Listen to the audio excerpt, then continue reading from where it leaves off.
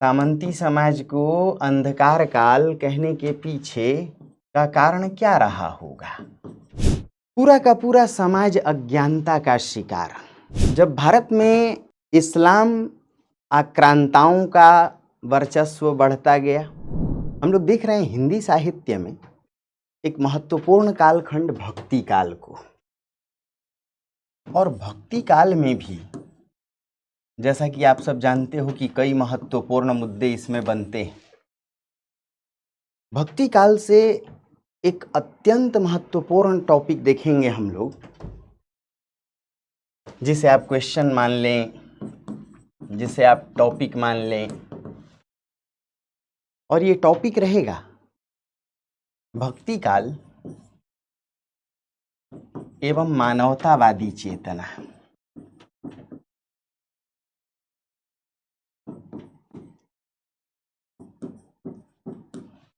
ये जो टॉपिक है कई रूपों में पूछ लिया जाता है। एक तो सीधे सीधे ऐसे पूछा जाता है कि भक्ति काल की चेतना मानवतावादी है, चर्चा करें। एक दूसरे रूप में पूछ लिया जाता है कि भक्ति काल विश्व दृष्टि को उद्घाटित करता है, यानी भक्ति काल की जो दृष्टि है विश्व दृष्टि पर आधारित है। एक और रूप में पूछ लिया जाता है कि भक्ति काल एवं समन्वयवादी चेतना।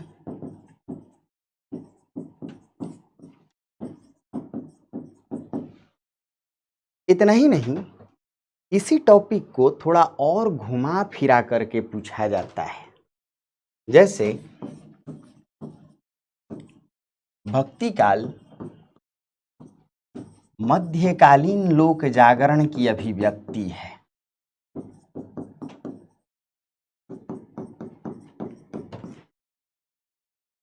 थोड़ा और घुमा दिया जाता है कि भक्ति काल सामंती जड़ताओं के विरोध में है।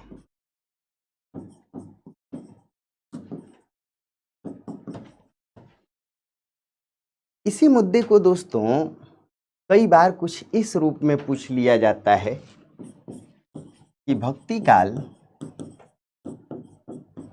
की केंद्रीय चेतना प्रेम है।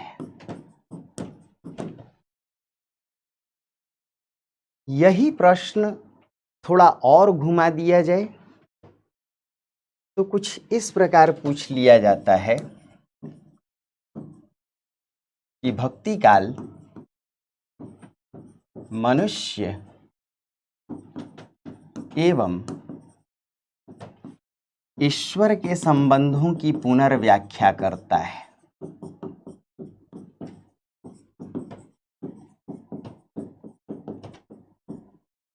भक्ति काल ईश्वर तथा मनुष्य के संबंधों की पुनर्व्याख्या करता है। चर्चा करें। इसी प्रश्न को थोड़ा और घुमा दिया जाए तो पूछा जा सकता है कि भक्ति काल धर्म सुधार के माध्यम से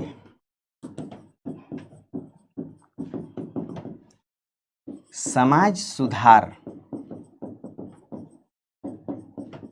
का काल है।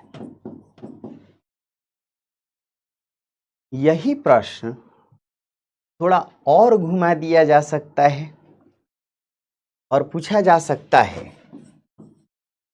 कि भक्ति काल लोक चेतना का काल है।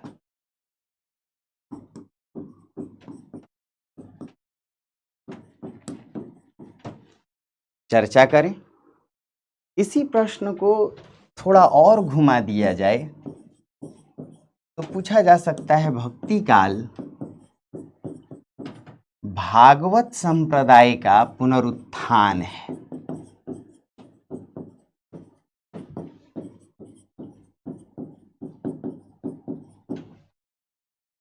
इसी प्रश्न को एक और तरीके से पूछा जा सकता है, वो कुछ इस प्रकार कि भक्ति काल अंधकार युग को प्रकाशित करने वाला काल है।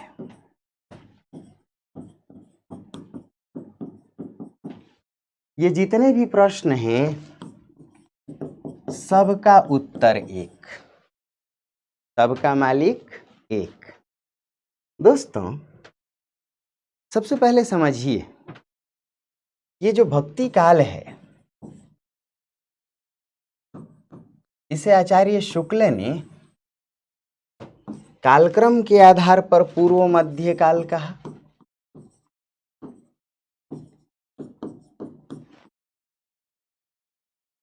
और प्रवृत्ति के आधार पर भक्ति काल कहा। शुक्ल जी इसकी काल सीमा विक्रम संवत 1375 से लेकर के 1700 तक मानते हैं, और द्विवेदी जी इसकी काल सीमा 1400 से 1700 मानते हैं। तो इत्मीनान से देखिए एक एक बात। इसे पूर्व मध्य काल कहा गया, यानी भक्ति काल का जुड़ाव मध्य काल से रहा है। भक्ति काल का जुड़ाव किससे रहा है? मध्य काल से रहा है। और मध्य काल में भी जैसा कि हम लोग जानते हैं इसे पूर्व मध्य काल कहा गया और इति काल को उत्तर मध्य काल। दोस्तों, अब एक दो बात खूब ध्यान से समझिए तो आपको सारी बात समझ में आएगी। मध्य काल को सामंती समाज के नाम से जाना गया। मध्यकाल को किस नाम से जाना गया? सामंती समाज के नाम से। और सामंती समाज की उपमा दी गई अंधकार काल से। सामंती समाज की उपमा किससे दी गई? अंधकार काल से। क्यों इसे अंधकार काल कहा गया? सामंती समाज को अंधकार काल कहने के पीछे का कारण क्या रहा होगा? तो इसका कारण था, नंबर 1 अज्ञानता यानी ज्ञान की कमी। नंबर 2 शोषण। नंबर 3 व्यभिचार। नंबर 4 सांप्रदायिकता। पूरा का पूरा समाज अज्ञानता का शिकार। और यह अज्ञानता किस प्रकार की थी? जाति वर्ण को लेकर, जाति वर्ण आधारित शोषण को लेकर, नारी शोषण या नारी व्यभिचार को लेकर। नारी को भोग की वस्तु समझा गया था। नारी को भोग की वस्तु समझा गया था। सांप्रदायिकता अपने चरम पर थी। न केवल हिंदू कई संप्रदायों में बटे हुए थे, वैष्णव, शैव, शाक्त, बल्कि ये वही काल था 1400 से 1700 का काल, जब भारत में इस्लाम आक्रांताओं का वर्चस्व बढ़ता गया, इस्लाम शासकों की सत्ता स्थापित होती गई। यानी भारत में मुसलमान जनता का भी उनकी जनसंख्या बढ़ रही थी, या यूं कहें कि हिंदुओं के साथ मुसलमान जनता भी सहअस्तित्व में आई। तो ऐसे में एक तरफ तो हिंदू टकरा रहे थे आपस में, फिर हिंदू और मुसलमान भी टकरा रहे थे। मुसलमानों में भी कोई शिया था, कोई सुन्नी था। चारों ओर सांप्रदायिकता, सांप्रदायिक घृणा की स्थिति थी, हिंसा की स्थिति थी। और इन सब को देखते हुए ही सामंती समाज को अंधकार काल कहा गया, जहाँ अज्ञानता थी, जहाँ कई प्रकार के जातिगत वर्णगत शोषण थे, ऊंच नीच का भेदभाव था, नारी शोषण का शिकार थी, व्यभिचार को बढ़ावा मिल रहा था, सामंती भोग विलास जैसी परिस्थितियां बढ़ी हुई थीं, सांप्रदायिक हिंसा और घृणा उन्माद की दशा थी। अर्थात भक्ति काल इसी अंधकार युग को खत्म करने के लिए उत्पन्न हुआ। या यूं कह सकते हैं कि जो भक्ति आंदोलन है, भक्ति आंदोलन अंधकार युग या अंधकार काल को खत्म करने के लिए खड़ा हुआ।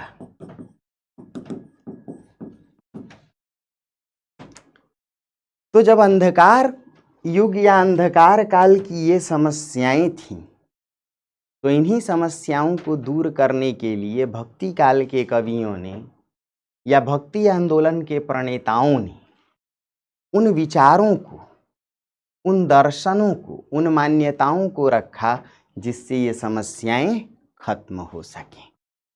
कुछ बातें समझ में आई? तो उत्तर में पहली बात लिख लीजिए। इसके उत्तर में लगभग 8-9 प्रश्नों के उत्तर में कि भक्ति काल का स्वर मानवतावादी रहा है, भक्ति काल की चेतना लोक चेतना रही है, भक्ति काल की दृष्टि विश्व दृष्टि रही है, भक्ति काल का केंद्रीय विषय प्रेम रहा है, भक्ति काल मध्यकालीन लोक जागरण है, भक्ति काल धर्म सुधार के माध्यम से समाज सुधार का प्रयोजन है, भक्ति काल में ईश्वर और मनुष्य के संबंधों की पुनर्व्याख्या की गई। इतना ही नहीं, भक्ति काल भागवत संप्रदाय का पुनरुत्थानवाद रहा है।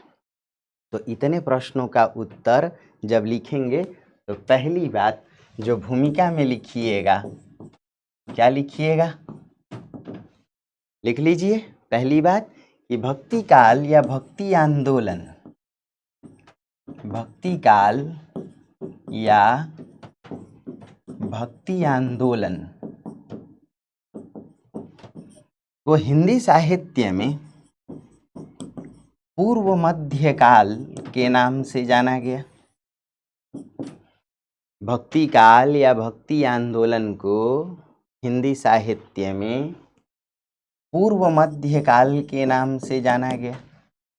मध्य काल को, दूसरी बात लिखिए, मध्य काल को अंधकार युग की उपमा दी गई। मध्यकाल को अंधकार युग की उपमा दी गई क्योंकि इस काल में ज्ञान के प्रकाश की कमी थी,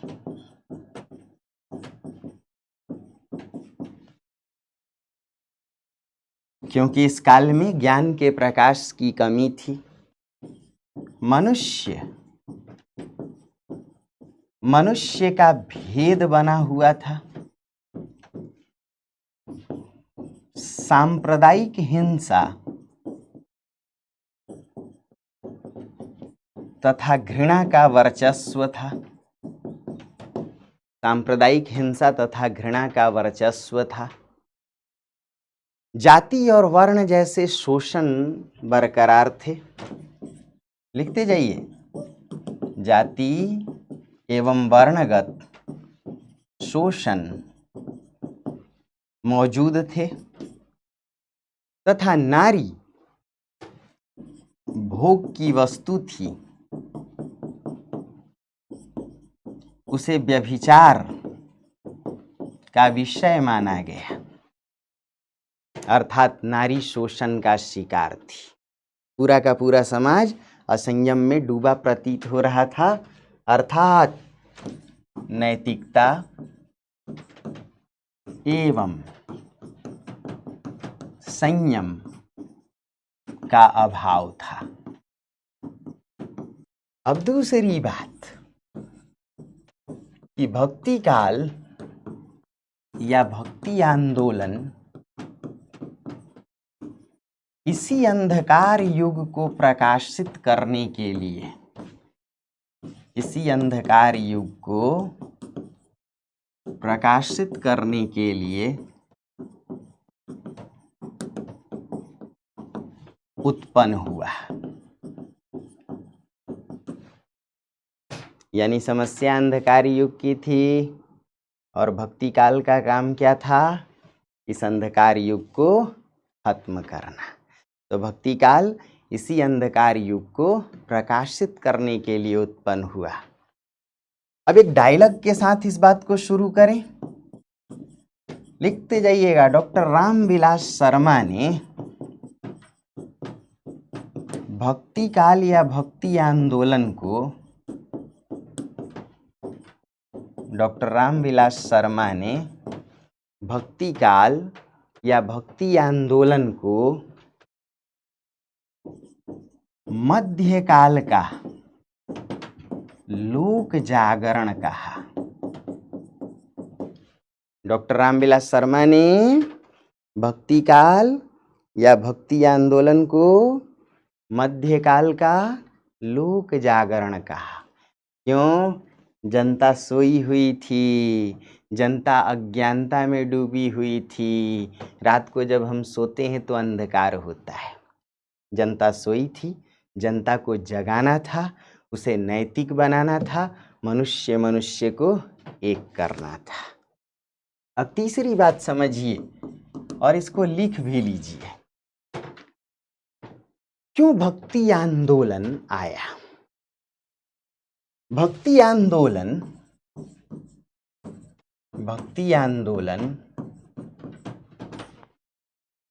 धर्म के माध्यम से आया।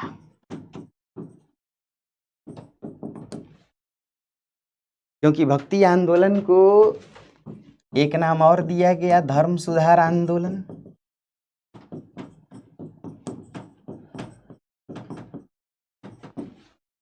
थोड़ा समझ लीजिए, 1 मिनट फिर लिखा दूंगा। भक्ति आंदोलन धर्म के माध्यम से आया, अर्थात इसे धर्म सुधार आंदोलन कहा गया। इसका कारण यह माना गया कि धर्म में सबसे अधिक संप्रेषणीयता होती है। धर्म में सबसे अधिक संप्रेषणीयता होती है। धर्म के माध्यम से किसी भी बात को जनता तक आसानी से पहुंचाया जा सकता है।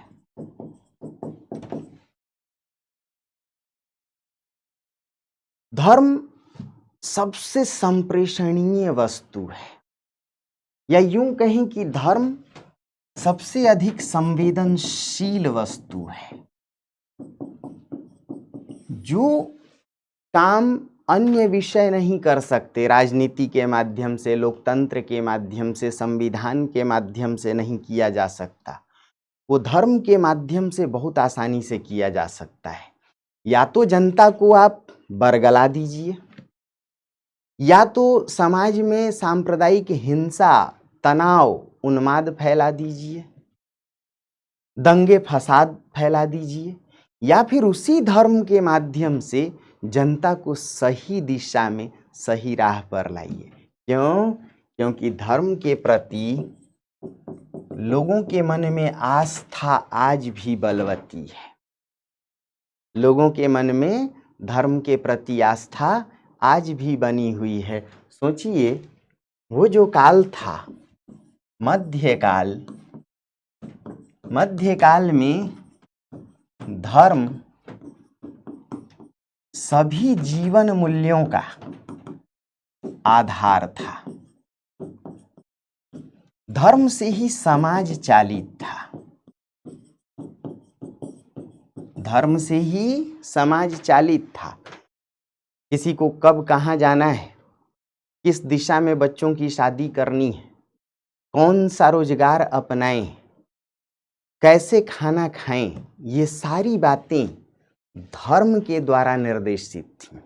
इसीलिए धर्म जीवन मूल्यों का आधार था, या यूं कहें नियामक था, रेगुलेटरी था। कब? मध्यकाल में।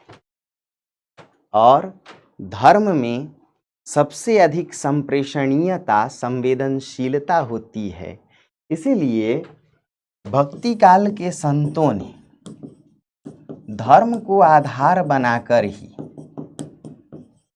समाज सुधार की कोशिश की। धर्म को आधार बनाकर ही समाज सुधार की कोशिश की। और किस प्रकार का समाज सुधार? चूंकि धर्म के केंद्र में ईश्वर था, ऐसे में भक्ति काल के संतों ने ये बात समझाई कि ईश्वर पिता है और सभी मनुष्य उसकी संतान ईश्वर से ही उत्पन्न है। तो जब पिता एक, तो मनुष्य में भेद कैसा? मनुष्य मनुष्य आपस में भाई भाई है। इसी प्रक्रिया को विश्व बंधुत्व कहा गया। इसी प्रक्रिया को विश्व दृष्टि कहा गया, जिसका मतलब था कि सभी मनुष्य एक हैं, क्योंकि उनका जन्म एक ही ईश्वर से हुआ है। ऐसे में बड़ा कौन, छोटा कौन, अवर्ण कौन, सवर्ण कौन, हिंदू कौन, मुसलमान कौन? तो बात समझिए कि क्यों भक्ति काल या भक्ति आंदोलन धर्म के माध्यम से आया। अब इसे लिख लीजिए तीसरी बात में। लिखिए सब लोग। अरे बात समझ में आई हाँ कि ना? आ गई ना? बात समझ में आ गई ना कि भक्ति आंदोलन या भक्ति काल धर्म के माध्यम से प्रसारित हुआ। लिखिए, इसीलिए इसे धर्म सुधार आंदोलन भी कहा गया। इसीलिए इसे धर्म सुधार आंदोलन भी कहा गया। मध्यकाल में, लिखते जाइएगा, मध्यकाल में सभी जीवन मूल्यों का आधार धर्म था। मध्यकाल में सभी जीवन मूल्यों का आधार धर्म था। समाज का नियामक, समाज का नियामक यानी रेगुलेटरी अथॉरिटी धर्म ही था। समाज का नियामक धर्म ही था, अर्थात समाज धर्म से चालित था। अर्थात समाज धर्म से चालित था। लिखा, धर्म में सबसे अधिक संवेदनशीलता होती है, संप्रेषणीयता होती है। संप्रेषणीयता यानी विचारों का आदान प्रदान। धर्म में सबसे अधिक संवेदनशीलता होती है, सबसे अधिक संप्रेषणीयता होती है। यही वजह है कि धर्म को आधार बनाकर समाज को सुधारने की कोशिश की गई।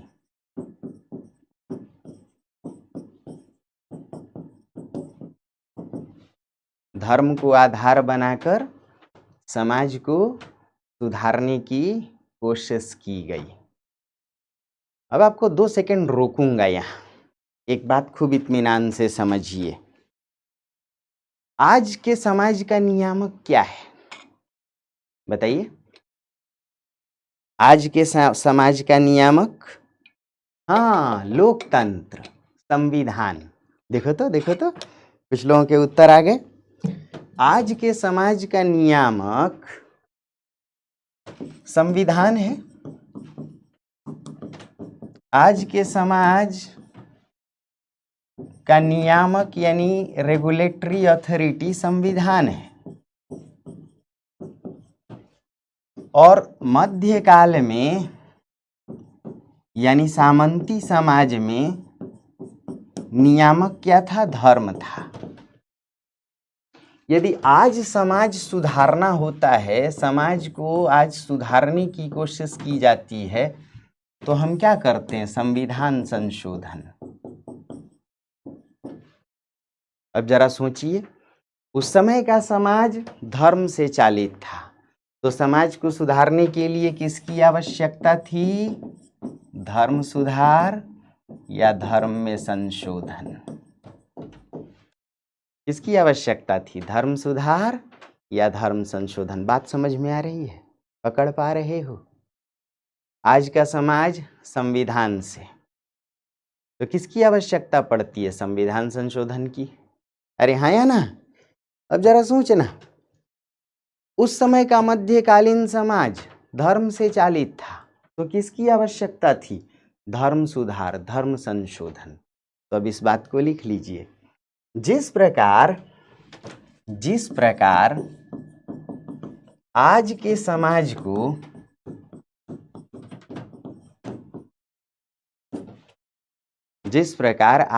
समाज को ठीक करने के लिए या संशोधित करने के लिए संविधान संशोधन की आवश्यकता पड़ती है, जिस प्रकार आज के समाज को संशोधित करने के लिए संविधान संशोधन की आवश्यकता पड़ती है, क्योंकि संविधान आज का नियामक है।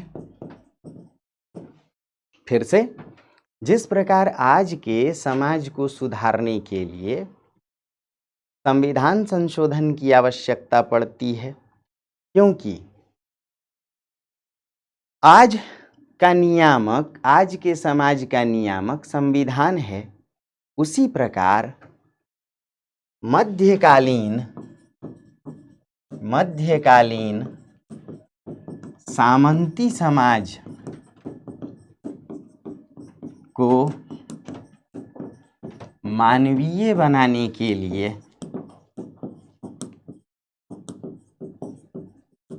धर्म सुधार की आवश्यकता थी।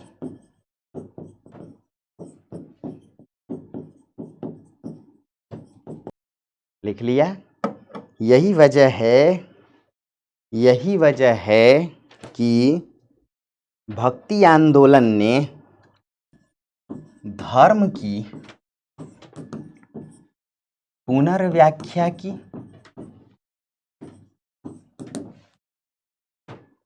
यही वजह है कि भक्ति आंदोलन ने क्या की? धर्म की पुनर्व्याख्या की। धर्म को लिखते जाना, कर्मकांड तथा आडंबर से निकालकर मानवीय स्वरूप देने की कोशिश की। धर्म को कर्मकांड तथा आडंबर से निकालकर मानवीय स्वरूप देने की कोशिश की और ईश्वर तथा मनुष्य के संबंधों की पुनर्व्याख्या की गई। ईश्वर तथा मनुष्य के संबंधों की पुनर्व्याख्या की गई और यह संबंध प्रेम पर आधारित माना गया। यह संबंध किस पर आधारित माना गया? प्रेम पर। और यह संबंध प्रेम पर आधारित माना गया। तो इत्मीनान से समझिएगा एक एक बात को। दोस्तों लिख लिया? अब जरा देखिए चौथी बात। दोस्तों जो सामंती समाज था, हमने आदिकाल में देखा कि सामंती समाज में जो धर्म था वह किस पर आधारित था? स्वार्थ पर, भय पर, डर पर। हम या तो ईश्वर से डरते हैं, बात बात पर कहते हैं ऐ खुदा रहम कर, ऐ ईश्वर रहम कर, तौबा तौबा माफ़ कर दो, कान पकड़ते हैं कहीं कोई गलती ना हो जाए और ईश्वर सजा न दे दे। तो जहाँ भय और डर हो वहाँ कभी भी मानवीय चेतना विकसित नहीं हो सकती। व्यक्ति आंख बंद करके अंधविश्वास में जीने लगता है। और जहाँ स्वार्थ हो तो स्वार्थ के संबंध लंबे नहीं टिक सकते, क्योंकि ना तो स्वार्थ से संबंध लंबा टिकता है ना डर और भय से। आप मार पीट के डर से किसी को अपना नहीं बना सकते, आप लालच दे के भी किसी को अपना नहीं बना सकते। तो सामंती समाज में धर्म स्वार्थ भय डर पर आधारित था, अर्थात जो धर्म था कर्मकांड मूलक था। जो धर्म था वो कैसा था? कर्मकांड मूलक था, दिखावा पर आधारित था। डर के मारे लोग भक्ति कर रहे थे कि कहीं इंद्र नाराज होके कुपित होकर के अधिक बारिश न कर दें, बाढ़ न आ जाए, या फिर सूखा न पड़ जाए, नदियां डुबा न दें, सर्प वगैरह डस न लें। तो लोग इस डर से भय से पूजा करते थे। लेकिन जो ईश्वर और मनुष्य का संबंध था वो जो पहले स्वार्थ तथा भय पर आधारित था, भक्ति आंदोलन ने, भक्ति काल ने उस संबंध को प्रेम से जोड़ दिया। धर्म को प्रेम की वस्तु माना गया। ईश्वर और मनुष्य के संबंध को प्रेम से जोड़कर देखा गया। और यही वजह है कि भक्ति काल के जितने भी संत थे, भक्ति काल के सभी संत अपनी कविता का विषय प्रेम को मानते थे। भक्ति काल के 4 बड़े संतों की बात करें, 5 बड़े संत ले लें, आप जितने बड़े संतों को जानते हैं, तो कबीर कहते हैं 2.5 आखर प्रेम का। ध्यान से सुनना, पढ़े सो पंडित होए। तुलसी कहते हैं का भाषा का संस्कीरत, प्रेम चाहिए साँच। जायसी कहते हैं मानुष प्रेम भयं बैकुंठी। सूरदास जी इसी बात को कहते हैं कि प्रेम बंध्यो संसारा, प्रेम परमारथ लई है। पकड़े रहना, छोड़ना नहीं। और इसी बात को मीरा कहती हैं, हेरी मैं तो प्रेम दीवानी, माई री मैं तो प्रेम दीवानी। अब ये समझने लायक है कि ईश्वर को भय स्वार्थ से निकालकर, धर्म को कर्मकांड से निकालकर प्रेम का विषय बना दिया गया। और जहाँ प्रेम हो तो याद रखिए वहाँ मानवीय संबंधों की स्थापना होती है। जहाँ प्रेम हो वहाँ घृणा अपने आप खत्म हो जाती है। और उस काल के सामंती समाज में क्या व्याप्त था? हिंसा, घृणा। घृणा का विरोधी शब्द क्या है? प्रेम। इसीलिए भक्ति काल का केंद्रीय विषय प्रेम है। यहाँ ईश्वर और मनुष्य के संबंधों की पुनर्व्याख्या की गई।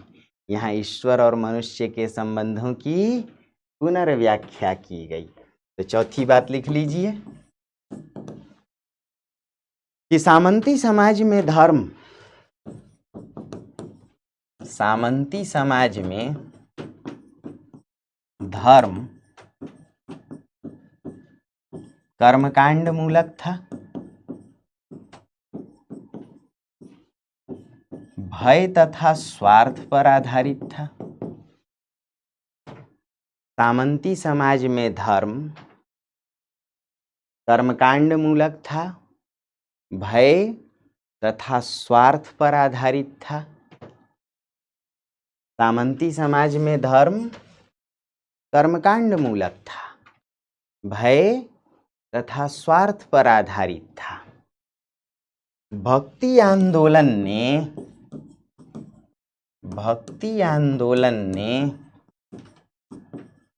धर्म को प्रेम एवं मानवता का विषय बना दिया। भक्ति आंदोलन ने धर्म को प्रेम तथा मानवता का विषय बना दिया। भक्ति आंदोलन ने धर्म को किसका विषय बना दिया? प्रेम तथा मानवता का विषय बना दिया। यही वजह है कि भक्ति काल का केंद्रीय विषय प्रेम है। यही वजह है कि भक्ति काल का केंद्रीय विषय प्रेम है तथा सभी कवियों संतों ने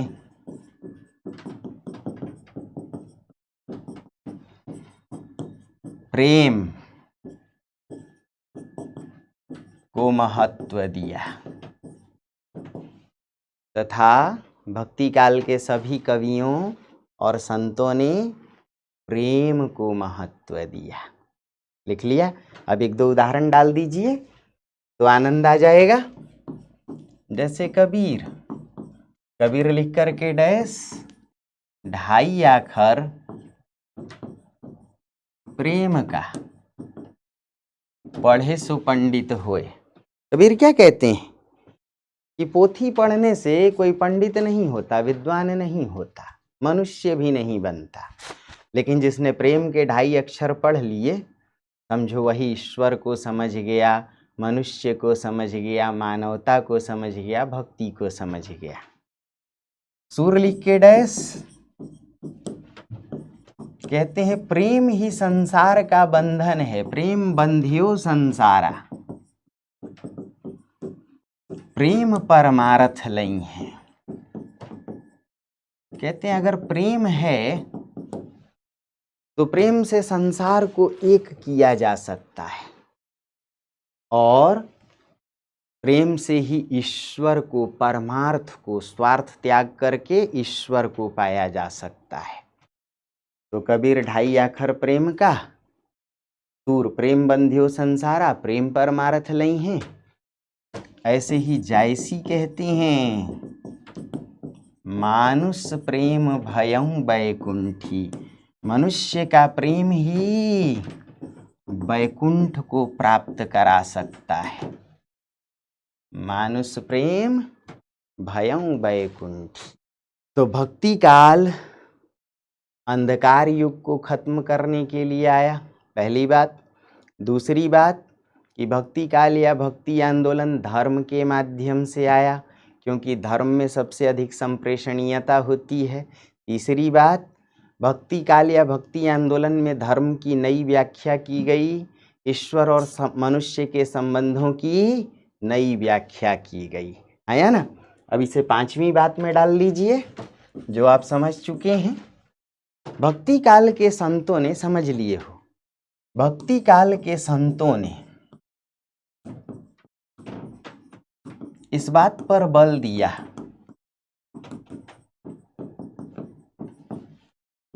क्या बल दिया कि ईश्वर से ही मनुष्य की उत्पत्ति हुई है।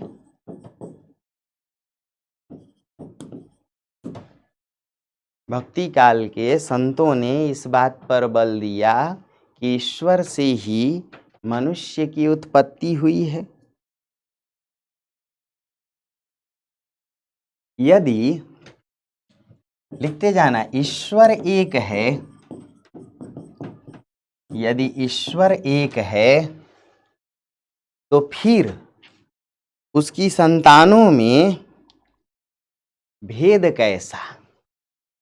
ईश्वर एक है तो फिर उसकी संतानों में भेद कैसा?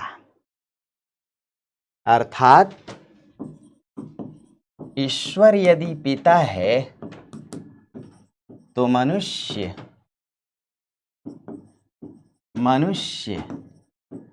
आपस में भाई बंधु हैं। तो फिर मनुष्य आपस में कौन है? भाई भाई हैं, भाई बंधु हैं। अर्थात भक्ति आंदोलन ने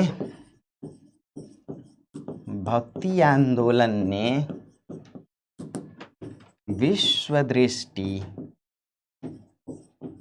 या विश्व बंधुत्व की स्थापना की। अर्थात भक्ति आंदोलन ने विश्व दृष्टि या विश्व बंधुत्व की स्थापना की, जो हिंसा तथा घृणा का समाधान था। जो हिंसा और घृणा का समाधान था कि सभी मनुष्य आपस में भाई, क्योंकि ईश्वर पिता है और ईश्वर एक है, तो पिता एक, उससे जन्मी संतानें आपस में भाई भाई। तो क्या तब हिंसा रहेगी, घृणा रहेगी? भाई भाई आपस में नहीं लड़ेंगे। तो भक्ति आंदोलन ने किसकी स्थापना की? विश्व दृष्टि या विश्व बंधुत्व की स्थापना की, है ना। अब एक दो कविता लिख लीजिए, बात अपने आप समझ में आ जाएगी। देखिए कबीर क्या कहते हैं। कबीर कहते हैं हिंदू तुरक का कर्ता एक है। तुरक यानी मुसलमान। कहते भाई हिंदू और मुसलमान दोनों का सृष्टिकर्ता रचयिता पिता एक ही है, तो आपस में क्यों लड़ रहे हो भाई?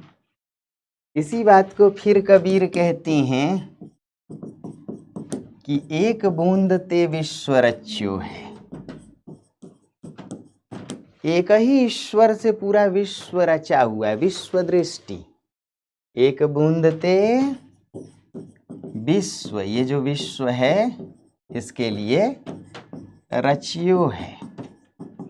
को बाभन को शूद्रा, ब्राह्मण कौन और शूद्र कौन? को बाभन को शूद्रा। जब एक ही पिता से सभी जन्मे हैं तो भला ब्राह्मण कौन और शूद्र कौन? फिर ना तो मैं शूद्र हूँ ना आप ब्राह्मण हैं, हम सब कौन हैं? भाई भाई। इसी प्रक्रिया को क्या कहा गया? विश्व बंधुत्व। बंधुत्व यानी भाईचारा। इसी प्रक्रिया को क्या कहा गया? मानवतावाद। इसे ही क्या कहा गया? विश्व दृष्टि। और विश्व दृष्टि क्या है? उदार चरितानाम तुम वसुधैव कुटुंबकम। पूरी पृथ्वी ही आपस में भाईचारे में बंधी है। सृष्टि के सभी मनुष्य आपस में भाई भाई हैं। अब देखिए इसी बात को तुलसी लिखते हैं कि तुलसी ममता राम सो, जिसने राम से प्रेम कर लिया समता सब संसारू, समता सब संसारू। तुलसी कहते हैं कि अरे जिसने राम से प्रेम कर लिया उसके लिए बड़ा छोटा कौन, उसके लिए सब समान है। तुलसी ममता राम सो, समता सब संसारू। राम से प्रेम करने वाला किसी से घृणा नहीं कर सकता। और राम कौन है? तो राम रहीम तो एक हैं। कबीर क्या कहते हैं देखना, कहते हैं राम रहीम तो एक हैं। इसी बात को जायसी कहते हैं, बिरछी एक लागी दुई डारा। जायसी क्या कहते हैं? ईश्वर तो एक ही है। बिरछी यानी वृक्ष, बिरछी यानी वृक्ष, बिरछी एक लागी दुई डारा, डारा यानी डाल। ये हिंदू और मुसलमान एक ही पेड़ की दो डालियां हैं, शाखाएं हैं। काहे को लड़ते हो भाई? क्यों खून खराबा? एक ही पेड़ के दो तने हो, दो शाखाएं हो। इसी दृष्टि को बिरछी एक लागी दुई डारा, या राम रहीम तो एक है, या एक बूंद ते विश्व रच्यो है, या हिंदू तुरक का करता एक है, या तुलसी ममता राम सो समता सब संसारू। इसे ही क्या कहा गया दोस्तों? विश्व बंधुत्व, विश्व दृष्टि, मानवतावादी दृष्टि। क्या कहते हैं? मानवतावादी दृष्टि। छठी ही बात, आप पॉइंट अपना देखते जाइएगा। मैं बीच बीच में एक आध पॉइंट इधर उधर घुलट जाता हूँ, आप पॉइंट पे ध्यान रखिएगा। चौथे के बाद पांचवा आएगा या पांचवें के बाद छठा आएगा। भक्ति काल या भक्ति आंदोलन मानवतावादी चेतना का प्रसार करता है। किस चेतना का प्रसार करता है? पहले लिखिए तो पूरी बात समझ में आएगी। भक्ति काल या भक्ति आंदोलन मानवतावादी चेतना का प्रसार करता है। लिखिए, भक्ति काल या भक्ति आंदोलन मानवतावादी चेतना का प्रसार करता है। अब दोस्तों, जो मानवतावादी चेतना है, 2 सेकंड समझ लीजिए, फिर लिखा देंगे। मानवतावादी चेतना के कई अर्थ होते हैं। एक तो अर्थ होता है कि मनुष्य मनुष्य में समता हो, समन्वय हो, सभी आपस में समान हो। और एक दूसरा अर्थ होता है कि किसी का शोषण न हो, कोई शोषित न हो, कोई शोषक न हो, कोई किसी का खून न पिए, किसी का खून इतना सस्ता न समझा जाए कि उसे पी लिया जाए, किसी पर किसी की कुदृष्टि न पड़े, नारी को भी मानवीय प्रतिष्ठित माना जाए, उसे श्रद्धा का विषय माना जाए, घरेलू हिंसा ना हो, नारी व्यभिचार नारी बलात्कार का शिकार न हो, खून खराबा न हो। तो भक्ति काल या भक्ति आंदोलन मानवतावादी चेतना का प्रसार करता है। एक तो समता और समन्वय हो, मानवतावाद का अर्थ, समता का अर्थ विश्व बंधुत्व है, समता का अर्थ विश्व बंधुत्व है। और मानवतावाद का दूसरा अर्थ शोषण ना हो। तो छठी बात में पहले तो ये लिखिए, भक्ति काल या भक्ति आंदोलन मानवतावादी चेतना का प्रसार करता है।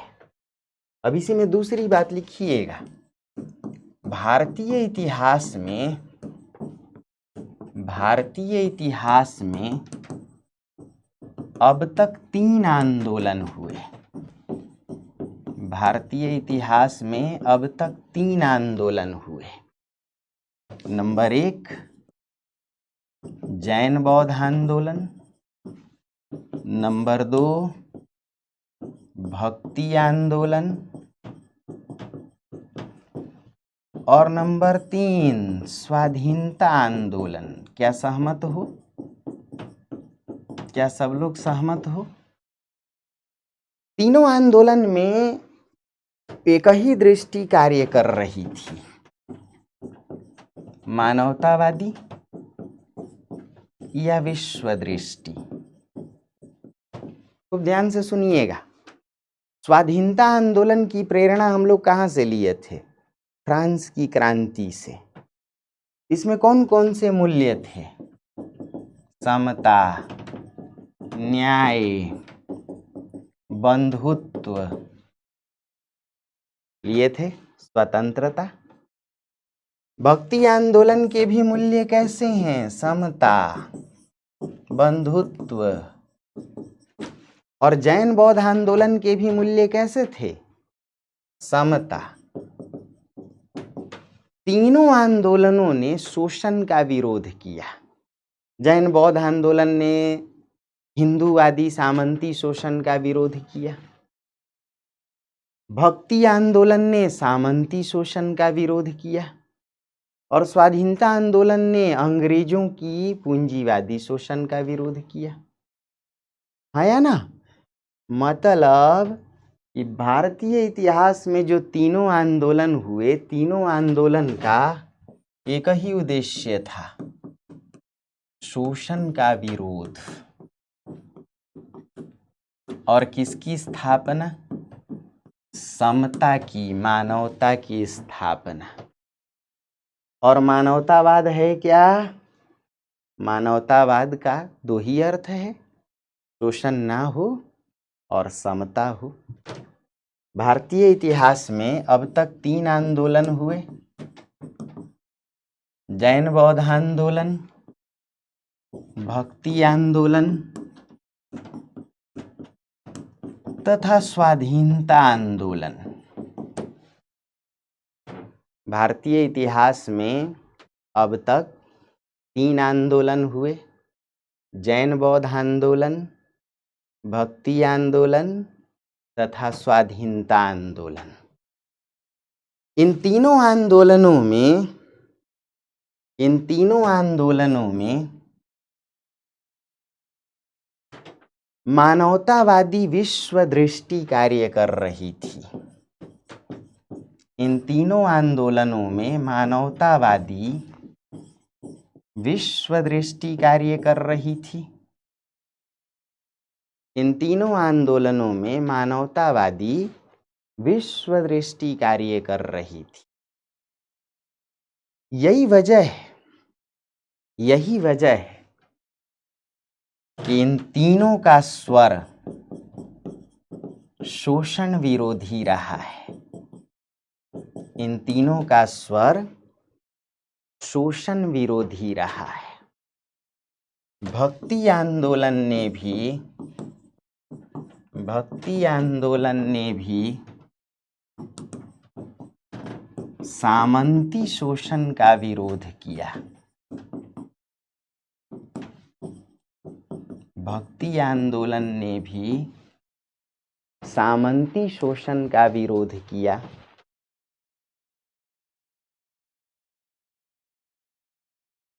सामंती शोषण के मूल में जाति और वर्णगत मान्यता थी तथा नारी भोग की वस्तु थी।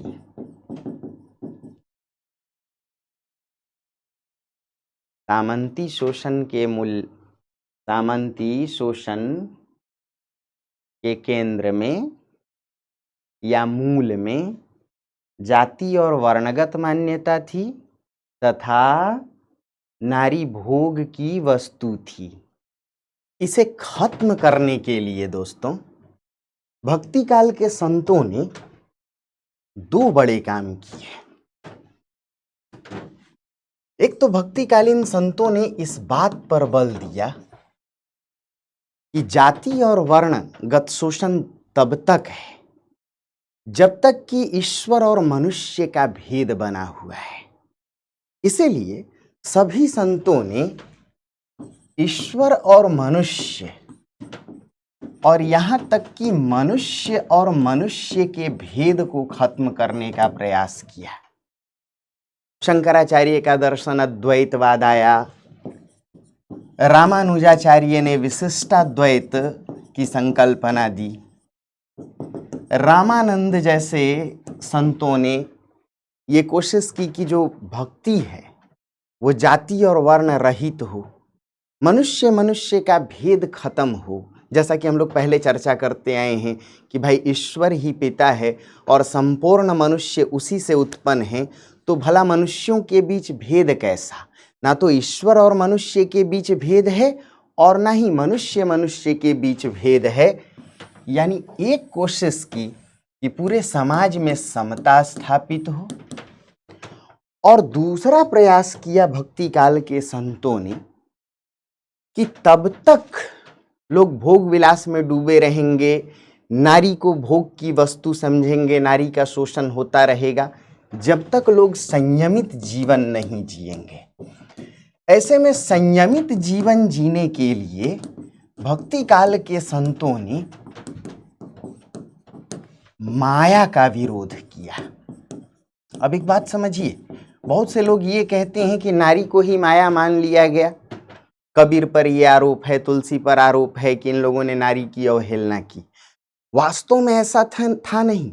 कबीर जैसे संतों ने सती साध्वी स्त्रियों की जमकर के प्रशंसा की और उनका तर्क था कि माया जो है इसके दो रूप हैं। माया के दो रूप हैं, एक माया कामिनी के रूप में है और एक माया कंचन के रूप में है। कंचन यानी धन संग्रह और कामिनी यानी व्यभिचार। यानी मनुष्य को व्यभिचार से बचना चाहिए, संयमित जीवन जीने की कोशिश करनी चाहिए।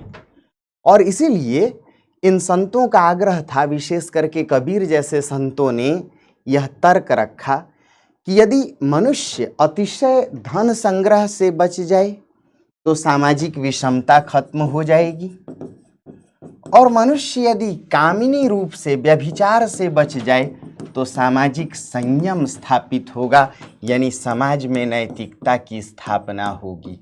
अर्थात कह सकते हैं कि जाति और वर्णगत समस्याओं को, शोषणकारी परिस्थितियों को खत्म करने के लिए इन संतों ने समता और समन्वय का सिद्धांत दिया। ब्रह्म और जीव के बीच भेद को खत्म करने की कोशिश की, मनुष्य और मनुष्य के बीच भेद को खत्म करने की कोशिश की, और दूसरी तरफ नैतिक जीवन जीने का आग्रह किया, संयमित जीवन जीने का आग्रह किया। यदि समाज नैतिक हो जाए, समाज संयमित हो जाए तो नारी शोषणकारी समस्याएं खत्म हो जाएंगी, समाज से हिंसा घृणा जैसी समस्याएं खत्म हो जाएंगी, समाज पूरी तरह संयमित होगा, समाज स्वच्छ होगा, समाज स्वस्थ होगा। अब देखिए, जितने जो प्रश्न पूछे गए, क्यों भक्ति काल का स्वर मानवतावादी है, क्यों भक्ति काल में विश्व दृष्टि है, तो आप सभी प्रश्नों के उत्तर इस तरीके से लिख सकते हैं। क्या वजह है कि इस भक्ति काल को ये माना गया कि ये भागवत संप्रदाय का पुनरुत्थान है। शंकराचार्य से जो शंकराचार्य ने जो दर्शन दिया, और शंकराचार्य का दर्शन अद्वैतवाद रहा है। शंकराचार्य के प्रतिक्रिया में जितने भी दर्शन उठ खड़े हुए, चाहे रामानुज का विशिष्टाद्वैत हो, चाहे वल्लभाचार्य ने शुद्धाद्वैत दर्शन दिया, यानी वल्लभाचार्य का रुद्र संप्रदाय, इन टॉपिक को एक एक करके हम लोग विस्तार से देखेंगे। वल्लभाचार्य का रुद्र संप्रदाय, रामानुज का श्री संप्रदाय, ऐसे ही माधवाचार्य का ब्रह्म संप्रदाय, निम्बार्क का सनकादिक संप्रदाय, इन सभी संप्रदायों ने कहीं ना कहीं भागवत संप्रदाय का ही पुनरुत्थान किया।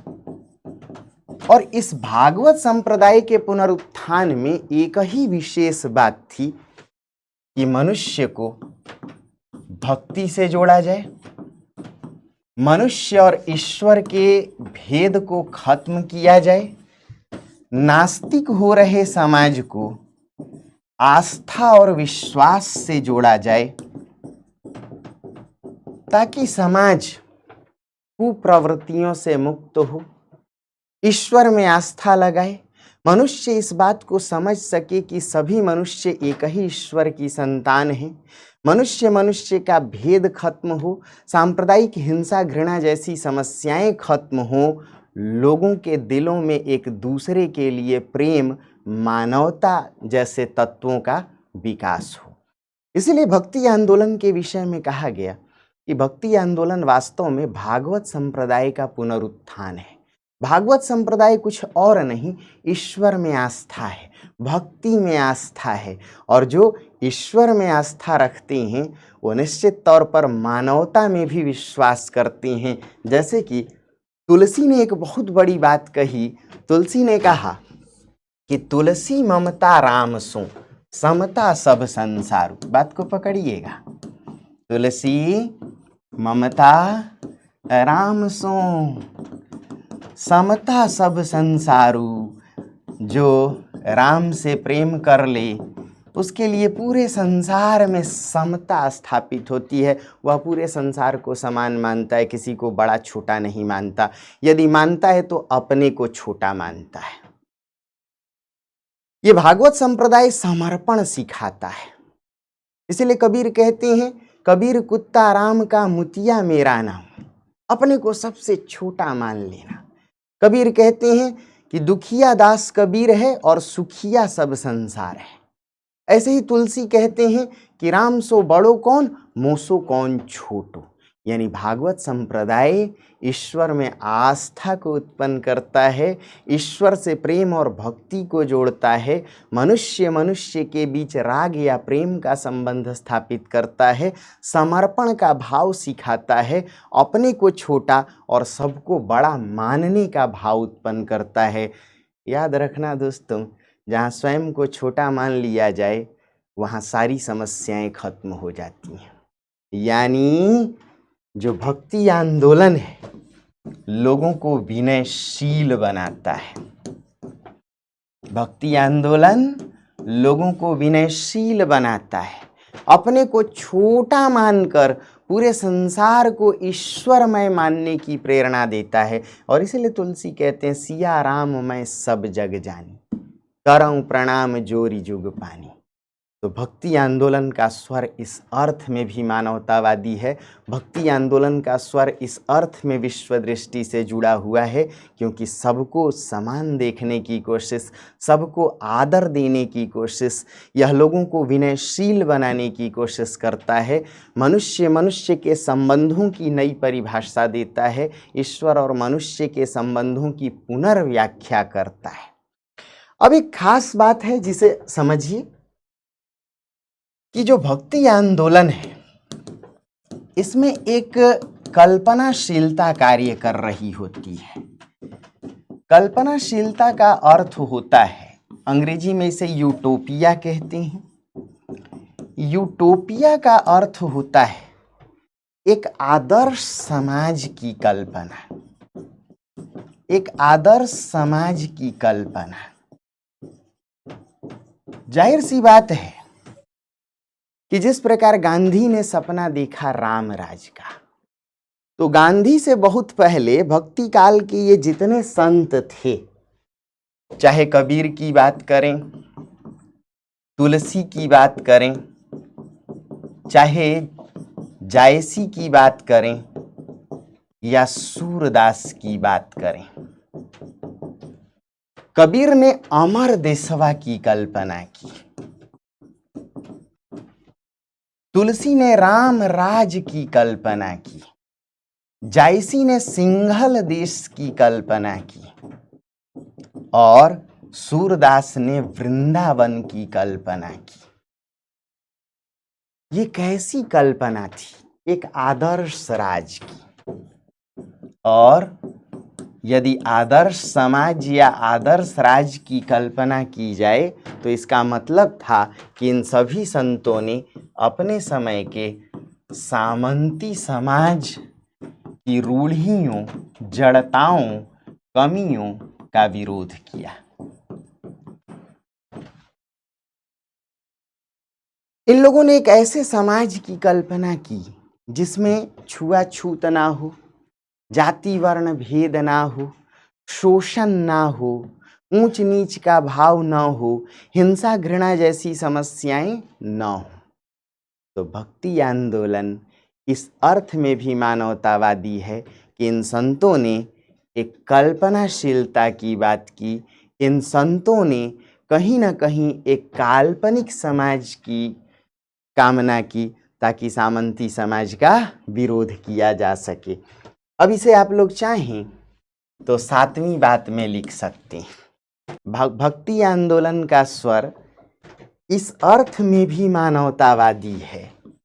भक्ति आंदोलन का स्वर इस अर्थ में भी मानवतावादी है क्योंकि भक्ति काल के सभी संतों ने एक आदर्श समाज की कल्पना की, एक आदर्श समाज की कल्पना की जो सामंती समाज के विरोध में खड़ा था, जो सामंती समाज के विरोध में खड़ा था। भक्ति आंदोलन का स्वर इस अर्थ में भी मानवतावादी है क्योंकि सभी संतों भक्तों ने एक आदर्श समाज की कल्पना की जो सामंती समाज के विरोध में था। इन संतों ने एक ऐसे समाज की कामना की, इन संतों ने एक ऐसे समाज की कामना की जिसमें हिंसा, घृणा, सामाजिक विभेद, सांप्रदायिकता और शोषण के लिए कोई जगह नहीं थी।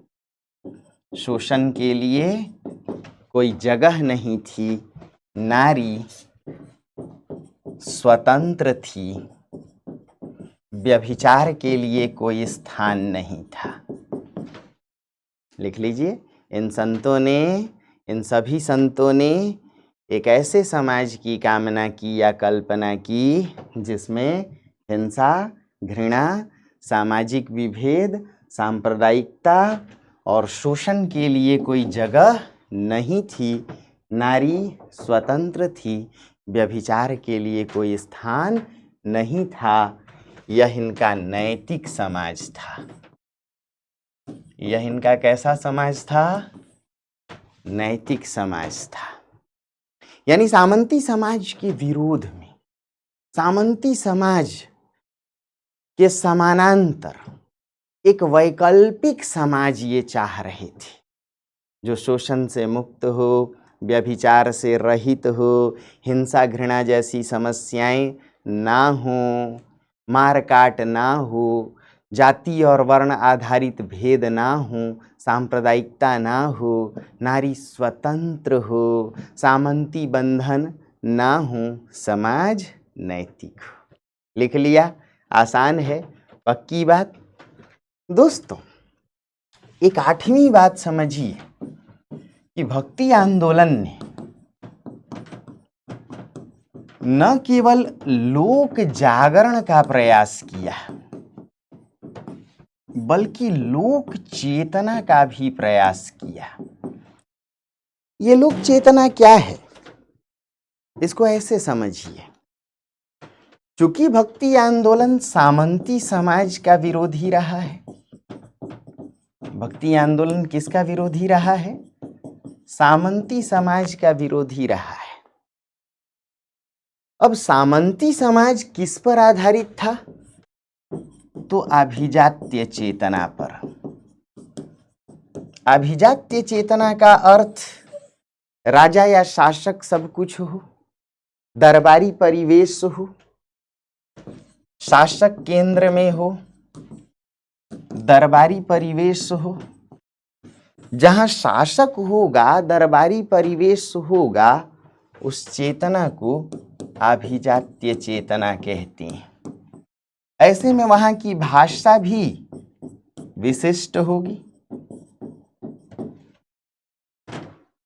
भक्ति काल के सभी संतों भक्तों ने अभिजात्य की जगह लोक चेतना को प्रश्रय दिया। भक्ति काल के सभी संतों भक्तों ने अभिजात्य की जगह लोक चेतना को प्रश्रय दिया। ईश्वर इनका लोक सामान्य का ईश्वर है। सूरदास जी एक ऐसे कृष्ण की कल्पना करते हैं जो राजा नहीं है बल्कि चरवाहे कृष्ण है। तुलसीदास एक ऐसे राम की कल्पना करते हैं जो अयोध्या के राजा नहीं बल्कि वन वन जंगल जंगल भटकने वाले वनचारी राम है। आप कह सकते हैं कि जनजातीय जीवन से जुड़े राम है। तो ईश्वर यहां सामान्य देखे गए। जो भाषा थी वो लोक बोली पर आधारित देखी गई। इसलिए सभी संतों ने संस्कृत की जगह लोक बोली को महत्व दिया। तुलसी यदि संस्कृत का प्रयोग करते भी हैं तो उसमें लोक बोली को जोड़ते हैं, अवधी और संस्कृत मिला देते हैं। कबीरदास कहते हैं संस्कृत है कूपजल भाषा बहता नीर। ऐसे ही भाषा यानी लोक बोली। तुलसी कहते हैं का भाषा का संस्कृत प्रेम चाहिए साँच। तो ईश्वर का सामान्य रूप भाषा लोक बोली से जुड़ी और सभी संतों ने दरबार का विरोध किया। सभी संतों ने दरबार का विरोध किया। भक्ति काल में जो कृष्ण धारा है, कृष्ण धारा में अष्ट छाप, और अष्ट छाप के कवियों में 8 कवियों में कुंभन दास भी हैं। कुंभन दास कहते हैं संतन को सिकरी सो को काम, आवत जात पनहिया टूटी बिसरी गयो हरि नाम।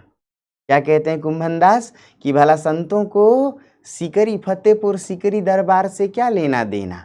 संतन को सिकरी सो को काम, आवत जात पनहिया टूटी बिसरी गयो हरि नाम। संतन को सिकरी सो को काम किसने कहा?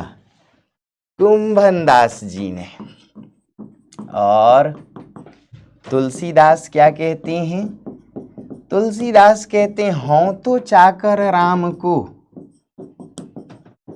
मैं तो राम का ही नौकर हूं, मैं दरबारी राम का हूं, ना कि शासकों सामंतों का।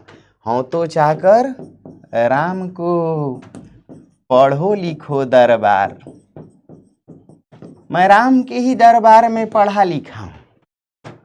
अब का तुलसी होहिंगे नर के मनसबदार, अब का तुलसी होहिंगे नर के मनसबदार।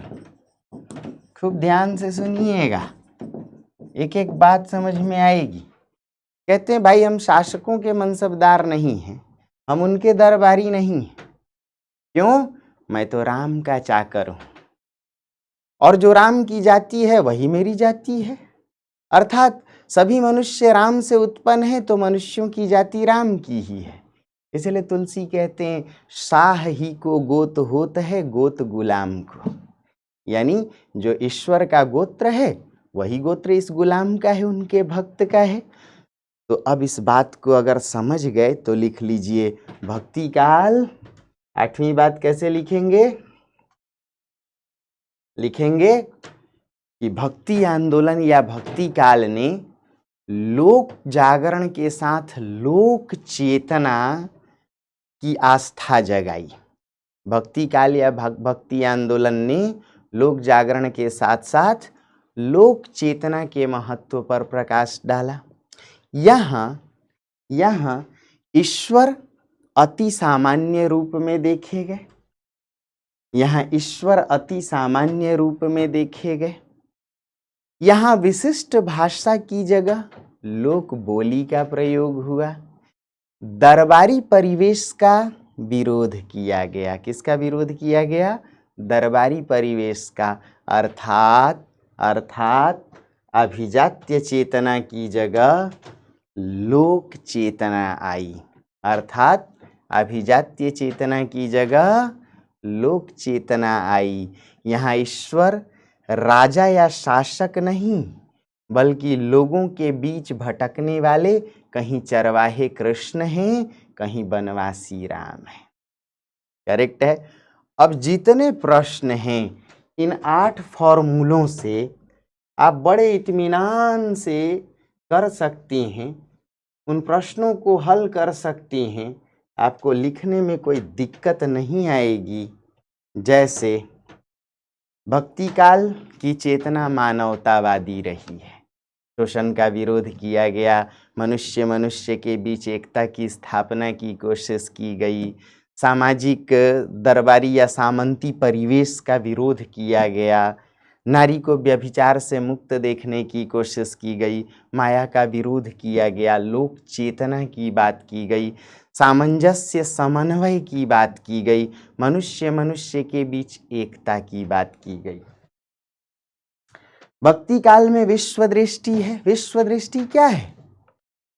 ऊंच नीच का भेदभाव खत्म करना, सबको अपना मानना, सबको समान मानना, और सबको समान मान लेंगे तो समता स्थापित होगी।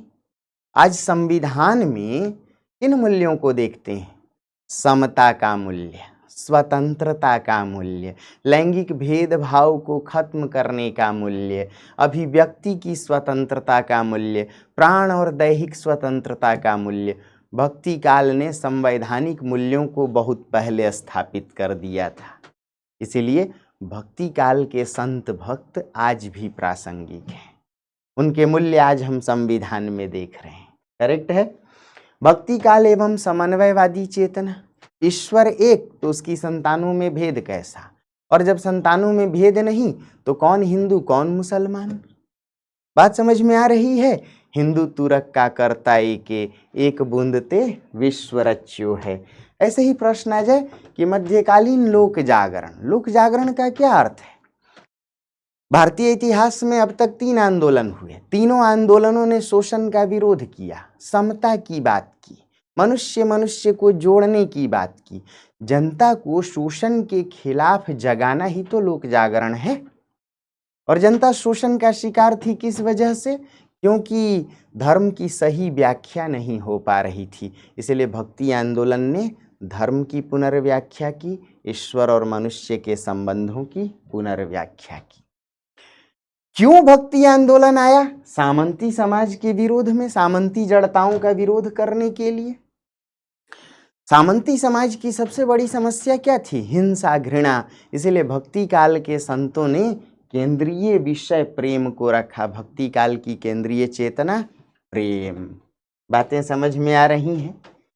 भक्ति काल ने मनुष्य और मनुष्य के संबंध को जोड़ा, ईश्वर मनुष्य के संबंधों की पुनर्व्याख्या की, धर्म की नई व्याख्या की। धर्म डर या स्वार्थ का विषय नहीं है, बल्कि धर्म तो प्रेम का विषय है। और क्यों धर्म के माध्यम से आया? क्योंकि धर्म सबसे संवेदनशील है, धर्म में सबसे अधिक संप्रेषणीयता होती है। अभी बिहार में एक हाल ही के दिनों में एक तरीके से सत्संग कह सकते हैं चल रहा है। आप उसको राजनैतिक रंग से अगर ऊपर देखें तो आप कह सकते हैं कि आज भी इस आधुनिक काल में भी धर्म के माध्यम से बहुत से लोगों को एक साथ अपनी बात समझाई जा सकती है। सामंती समाज में धर्म को कटघरे में खड़ा किया गया था, यानी धर्म की गलत व्याख्या की गई थी। धर्म डर का, स्वार्थ का विषय बना हुआ था, इसीलिए लोगों में अंधविश्वास था। तो भक्ति काल के संतों ने धर्म को मानवतावादी बना दिया, धर्म को प्रेम का विषय बना दिया, ईश्वर और मनुष्य के संबंध को प्रेम से जोड़ा, मनुष्य को जोड़ा। इसीलिए कहा जाता है कि यहाँ नई व्याख्या हुई। और वही प्रश्न, भक्ति काल धर्म सुधार के माध्यम से समाज सुधार। सामंती समाज में जीवन मूल्यों का नियामक धर्म था, आज के समाज का नियामक संविधान है। तो आज के समाज को सुधारने के लिए संविधान संशोधन, सामंती समाज को सुधारने के लिए धर्म संशोधन। इसीलिए भक्ति आंदोलन धर्म सुधार आंदोलन, भक्ति आंदोलन धर्म सुधार। क्यों लोक चेतना, ईश्वर यहाँ सामान्य, भाषा लोक बोली पर आधारित, मनुष्य मनुष्य के बीच प्रेम, सामंती दरबारी परिवेश का विरोध। इसलिए भक्ति काल के विषय में कहा गया कि सामंती समाज के विरोध में एक आदर्श समाज की यहाँ कल्पना की गई, जो जाति वर्ण से रहित हो, हिंसा घृणा से मुक्त हो। भागवत संप्रदाय का पुनरुत्थान। तो भागवत संप्रदाय का पुनरुत्थान का अर्थ ही होता है ईश्वर में आस्था, लोगों को आस्तिक बनाना, भक्ति को प्रेम से जोड़ना, विश्वास से जोड़ना, मनुष्य मनुष्य के बीच प्रेम और विश्वास के संबंध को कायम करना। आसान है, बातें समझ में आ रही हैं। भक्ति काल अंधकार युग को प्रकाशित करने वाला काल। अंधकार युग यानी सामंती समाज। कैसा कैसा अंधकार था? अज्ञानता का, हिंसा का, सांप्रदायिकता का, व्यभिचार का, शोषण का। यदि उन सब को खत्म कर दिया जाए, जैसा कि हमने यहाँ देखा था, अंधकार युग क्यों कहा गया? अज्ञानता, शोषण, व्यभिचार, सांप्रदायिकता।